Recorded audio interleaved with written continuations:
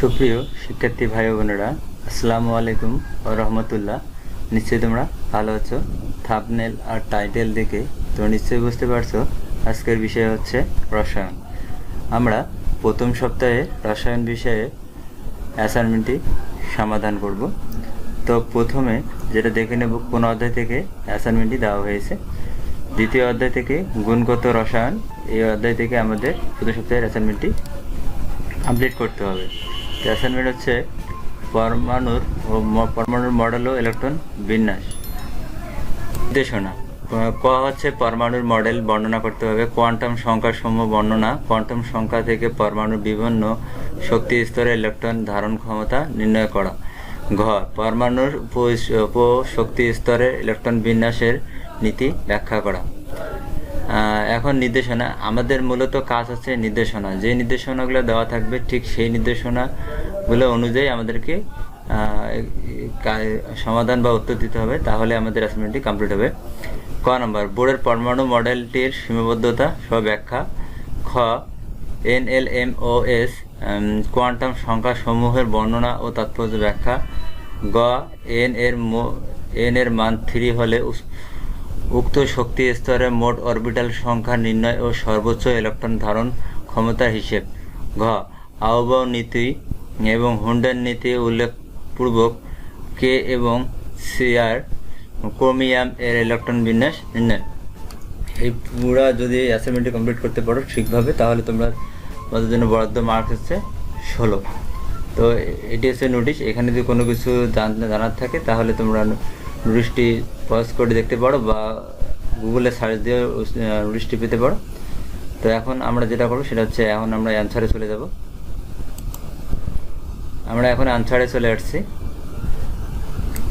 বোরের পরমাণু model, পদার্থবিজ্ঞানী max Planck ও আইনস্টাইনের সমন্বিত আলোর সম্পর্কিত বিকিরণ কোয়ান্টাম তত্ত্ব অনুসরণ করে ডেনমার্কের পদার্থবিজ্ঞানী নিলস বোর 1913 খ্রিস্টাব্দে বোর রাদারফোর্ড পরমাণু মডেল কিছু ত্রুটি দূর করেন, যেমন ম্যাক্সওয়েল এর তত্ত্বভিত্তিক ত্রুটি, ইলেকট্রনের কক্ষপথের আকার ভিত্তিক ত্রুটি এবং হাইড্রোজেন পারমাণবিক বর্ণালীর সৃষ্টি যথা ব্যাখ্যা সহকারে তার বিখ্যাত পরমাণু মডেল প্রকাশ করেন। তখন নিলস বোর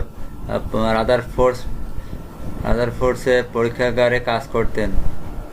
বোর পরমাণু মডেল প্রস্তাবনা সমূহ নিম্নরূপ। 1. ইলেকট্রনের স্থির কক্ষপথ বা শক্তি স্তরের ধারণা। পরমাণুর কেন্দ্রস্থলে পরমাণুর সমস্ত ধনাত্মক চার্জ ও সমস্ত ভর কেন্দ্রভূত একে পরমাণুর নিউক্লিয়াস বলা হয়। নিউক্লিয়াসকে কেন্দ্র করে কয়েকটি নির্দিষ্ট শক্তির বৃত্তাকার কক্ষপথে ধনাত্মক চার্জের সংখ্যক ইলেকট্রনসমূহ নিউক্লিয়াসের চারিদিকে আবর্তন করে। এই আবর্তনের সময় ইলেকট্রনের গতি সাধারণত পদার্থবিদ্যার সব নিয়ম মেনে চলে, তবে যতক্ষণ তা একটি কক্ষে অবস্থান করে ততক্ষণ তার কোনো শক্তি বিকিরণ বা শোষণ করে না। এই কক্ষপথসমূহকে স্থির কক্ষপথ বা শক্তি স্তর বা অরবিটাল বলা হয়। 2 নম্বর, ইলেকট্রনের কৌণিক ভরবেগ ধারণা। প্রতিটি নির্দিষ্ট কক্ষপথ বা শক্তি আবর্তনে ইলেকট্রনের কৌণিক ভরবেগ নির্দিষ্ট এবং তা এর অখণ্ড বা পূর্ণ সংখ্যার গুণিতক হবে, অর্থাৎ mvr = n গুণন h ডিভাইডেড বাই 2π। এখানে m ইলেকট্রন ভর, v ইলেকট্রন এর সরলরৈখিক গতিবেগ আর কক্ষপথের ব্যাসার্ধ, vr কৌণিক বেগ, h প্লাঙ্কের ধ্রুবক। প্লাঙ্কের ধ্রুবকের মান হচ্ছে 6.626 গুণন 10⁻24 J। n অর্থ সংখ্যা, অর্থাৎ 1 2 3 4 প্রভৃতি সংখ্যা পূর্ণ সংখ্যা। n এর সব মানের উপর ভিত্তি করে যথাক্রমে প্রথম, দ্বিতীয়, তৃতীয় প্রভৃতি কক্ষপথ নির্দেশিত হয়। 3. শক্তির শোষণ বা বিকিরণ ও বর্ণালীর সৃষ্টির ধারণা। যখন কোনো ইলেকট্রন একটি কক্ষপথ বা শক্তি স্তর হতে অন্য শক্তি স্তর বা কক্ষপথে লাফিয়ে চলে, তখন ওই ইলেকট্রন দ্বারা নির্দিষ্ট পরিমাণ শক্তি শোষিত বা বিকিরিত হয়, তখন নিম্ন শক্তি স্তর হতে উচ্চ শক্তি স্তরে লাফিয়ে চলে। তখন শক্তির শোষণ হয় যখন উচ্চ শক্তি স্তর হতে নিম্ন শক্তি স্তরে লাফিয়ে চলে, তখন শক্তির বিকিরণ ঘটে। মডেলের সীমাবদ্ধতা: 1. বোরের মডেল হাইড্রোজেন পরমাণু ও একক ইলেকট্রন বিশিষ্ট আয়নগুলো যেমন হিলিয়াম, লিথিয়াম 2+ বর্ণালীর ব্যাখ্যা করতে পারলেও একাধিক ইলেকট্রন বিশিষ্ট পরমাণুর বর্ণালী ব্যাখ্যা করতে পারে না। 2. এক শক্তি স্তর হতে অপর শক্তি স্তরে ইলেকট্রনের স্থানান্তর ঘটলে বোর পরমাণু মডেল অনুসরণে একটি রেখা বর্ণালী সৃষ্টি হওয়ার কথা। উচ্চ ক্ষমতা দ্বারা পরীক্ষা করলে দেখা যায় প্রতিটি বর্ণালী রেখা কয়েকটি সূক্ষ্ম রেখা দ্বারা গঠিত। বোর মডেল এসব সূক্ষ্ম রেখার উৎপত্তি কারণ ব্যাখ্যা করতে পারে না। বোর পরমাণুর আবর্তনশীল ইলেকট্রনের কক্ষপথ দ্বিমাত্রিক সমতলীয়। বোর মডেল থেকে প্রকৃত ত্রিমাত্রিক কাঠামো কোনো ধারণা পাওয়া যায় না। ইলেকট্রনকে কণা রূপে গণ্য করা হলেও তবে এটি নির্দিষ্ট সময়ে সেই ইলেকট্রনের অবস্থান ও ভরবেগ নির্ণয় করা সম্ভব। কিন্তু হাইজেনবার্গের অনিশ্চয়তার নীতি অনুযায়ী একটি নির্দিষ্ট সময়ে পরমাণুর মধ্যে কোনো একটি ইলেকট্রনের অবস্থান ও ভরবেগের একই সঙ্গে নির্ণয় করা যায় না, যেহেতু তার মধ্যে গতিশীল ইলেকট্রনের কণা ও তরঙ্গ উভয় ধর্ম অর্থাৎ তড়িৎ চুম্বকীয় বৈশিষ্ট্য থাকে। 5. বোরের মডেলে বলা আছে স্থির কক্ষপথে ইলেকট্রনের কৌণিক ভরবেগের মানের কারণে ব্যাখ্যা করা হয়নি। 6. চুম্বক ক্ষেত্রের প্রভাবে বর্ণালী রেখাগুলো আরও সূক্ষ্ম রেখায় বিভক্ত হতে পারে, একে জিম্যান প্রভাব বলে।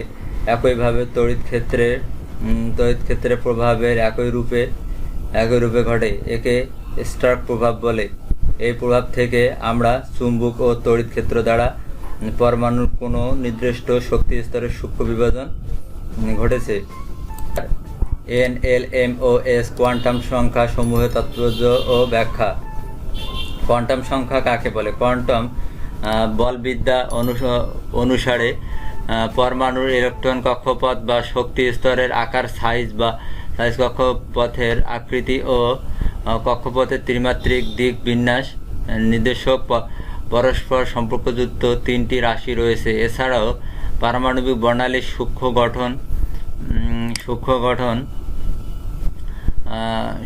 বিশ্লেষণে জানা ইলেকট্রন অক্ষ বরাবর ঘূর্ণন প্রকাশক চতুর্থ রাশি আছে। এই 4টি রাশিকে কোয়ান্টাম সংখ্যা বলে। এই 4টি কোয়ান্টাম সংখ্যার নির্দিষ্ট মান দ্বারা একটি অণুতে প্রতিটি আবর্তনশীল ইলেকট্রনের শক্তি ও অবস্থানের ঠিক পূর্ণাঙ্গ বর্ণনা দেওয়া যায়। এই 4টি কোয়ান্টাম সংখ্যার নাম হলো প্রধান কোয়ান্টাম সংখ্যা, সহকারী কোয়ান্টাম সংখ্যা ও চুম্বকীয় কোয়ান্টাম সংখ্যা ও ঘূর্ণায়ন কোয়ান্টাম সংখ্যা। প্রধান কোয়ান্টাম সংখ্যা।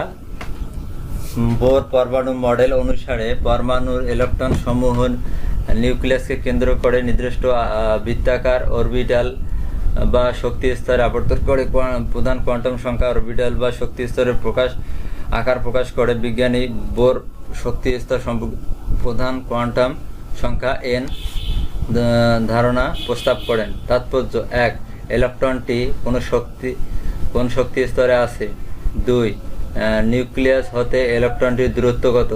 3. শক্তি স্তরের আকার পাওয়া যায় যে কোয়ান্টাম সংখ্যা দিয়ে। 2. সহকারী কোয়ান্টাম সংখ্যা। পরমাণুতে ইলেকট্রন আবর্তনের জন্য প্রতিটি প্রধান শক্তি স্তরে নির্দিষ্ট সংখ্যক উপস্তরে বিভক্ত থাকে। একটি ইলেকট্রন প্রধান শক্তি স্তরে যে উপস্তর রয়েছে তা প্রকাশ করার জন্য সহকারী কোয়ান্টাম সংখ্যা ব্যবহার করা হয়। এটিকে অরবিটাল কোয়ান্টাম সংখ্যা ও সামারফিল্ড কোয়ান্টাম সংখ্যাও বলা যায়। সহকারী কোয়ান্টাম সংখ্যাকে L দ্বারা প্রকাশ করা হয়। তাৎপর্য: ইলেকট্রনটি কোন উপশক্তি স্তরে আছে তা প্রকাশ করা যায়। চুম্বকীয় কোয়ান্টাম সংখ্যা।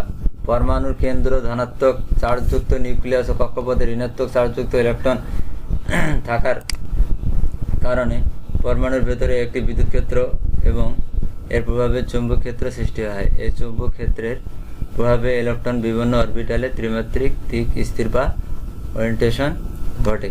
তাৎপর্য: 1. ইলেকট্রনটি কোনো শক্তি স্তরে আছে। নিউক্লিয়াস হতে ইলেকট্রনটির দূরত্ব শক্তি স্তরের আকার পাওয়া যায় কোয়ান্টাম সংখ্যা দ্বারা। ঘূর্ণন কোয়ান্টাম সংখ্যা: প্রতিটি ইলেকট্রনের সর্বদা নিজ জিরো অক্ষ চারদিকে ঘূর্ণন বা স্পিন গতি থাকে। অক্ষ বরাবর ঘুরতে ঘুরতে প্রতিটি ইলেকট্রন নিজের কক্ষপথ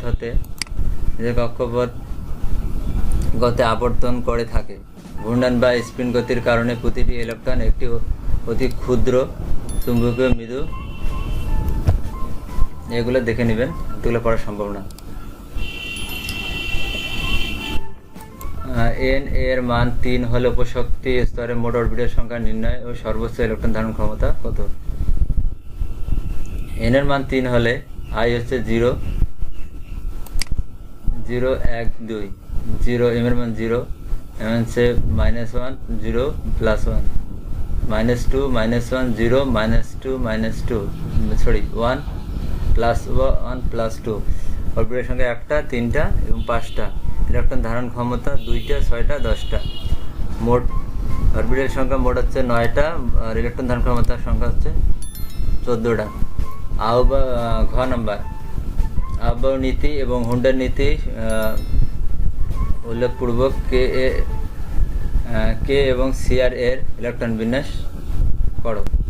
বলে আমরা আহ্বায়ক নীতিটা কি সেটা দেখবো। ইলেকট্রন সমূহ বিভিন্ন অরবিটাল তাদের শক্তি উচ্চ স্তর অনুসরণ প্রবেশ করে, অর্থাৎ ইলেকট্রন সমূহ প্রথমে নিম্ন শক্তি স্তর অরবিটাল পূর্ণ করে পরে ক্রমান্বয়ে উচ্চ শক্তি অরবিটাল স্থান গ্রহণ করে পরমাণুর ইলেকট্রন বিন্যাস সম্পূর্ণ করে। এর কারণ হলো নিম্ন শক্তিযুক্ত ইলেকট্রন বিন্যাস অধিক স্থিতিশীল। নিম্ন শক্তি স্তর হতে ধারাবাহিকভাবে উচ্চ শক্তি স্তরে অরবিটাল ইলেকট্রন সমূহ প্রবেশ করে। এই নিয়মে জার্মান ভাষায় উচ্চক্রম বোঝাতে আহ্বায়ক শব্দটি ব্যবহার করা হয়। আহ্বায়ক নীতির ব্যাখ্যা: শক্তিক্রম নির্ণয়ে n+l নির্ণয়। অরবিটাল সমূহের n+l এর মান ব্যবহার করে অরবিটাল সমূহের শক্তি গণনা করা হয়েছে। অরবিটাল সমূহের শক্তি ক্রম বৃদ্ধি নিম্নরূপ: 1s2 এরকম করে 7s। আহ্বায়ক নীতি অনুসারে পটাশিয়াম 19 এর ইলেকট্রন বিন্যাস নিম্নরূপ: potassium 19, 1s2, 2s2, 2p6, 2s2, 2p6, 4s1। যেহেতু 4s অরবিটালের শক্তি 3d অরবিটালের শক্তির চেয়ে কম, তাই পটাশিয়ামের সর্বশেষ অর্থাৎ 19তম ইলেকট্রনটি 3d অরবিটালে না গিয়ে 4s অরবিটালে স্থান নিয়েছে। নিয়ম: সব সমশক্তি সম্পূর্ণ বিভিন্ন অরবিটালে ইলেকট্রনগুলো এমনভাবে অবস্থান করবে যেন তারা সর্বাধিক অযুগ্ম বা বিজোড় অবস্থায় থাকতে পারে। ইলেকট্রনের স্পিন একমুখী হয়। Chromium 24, 1s2, 2s2, 2p6, 2s2, 2p6, 3d5, 1s, 4s1। সমশক্তি orbital সমূহের অবপূর্ণ বা খালিকৃত হলে সেই ইলেকট্রন বিন্যাস সুস্থিত অর্জন করে, অর্থাৎ np3, mp6, nd5, nd10, nf7 এবং nf14 বিন্যাস ইলেকট্রনের প্রতিসমতার কারণে সুস্থিত লাভ করে। এর ফলে 3d94 s2 এর পরিবর্তে 3d10 4s1 এবং 3d4 4s2 এর পরিবর্তে 3d5 4s1 বিন্যাস ঘটে।